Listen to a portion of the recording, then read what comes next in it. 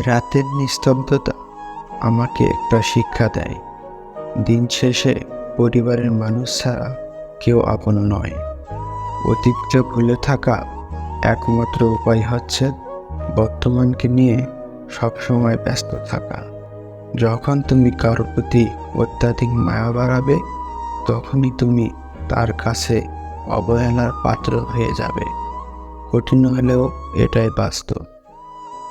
সময়, বন্ধু আর সম্পর্ক, এই তিনটিতে অমূল্য সম্পদ।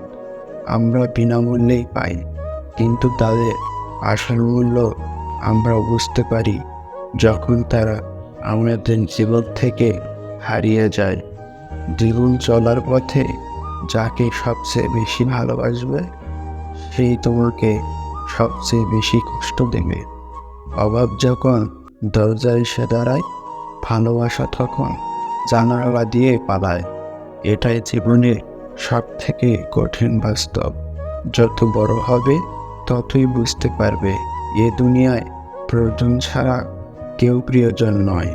কি অদ্ভুত, তাই না? কেয়ার কম করলে তুমি তাকে হারিয়ে ফেলবে, কেয়ার বেশি করলে সে তোমাকে ব্যথা দেবে। সবটাতেই ক্ষতি তোমারই হবে। স্বল্প পরিচয়ে কাউকে সম্পূর্ণ বিশ্বাস করবেন না, তাতে আপনার ক্ষতিটাই বেশি হবে। বদলে গেছে সেও, যে এক সময় বলতো দুনিয়ার বদলে গেলেও সে কখনো বদলাবে না। ভিডিওটি ভালো লাগলে আমাদের চ্যানেলটি সাবস্ক্রাইব করে আমাদের পাশে থাকুন। ধন্যবাদ। এবং আমাদের চ্যানেলের অন্য ভিডিওগুলো দেখলে অবশ্যই আপনার ভালো লাগবে।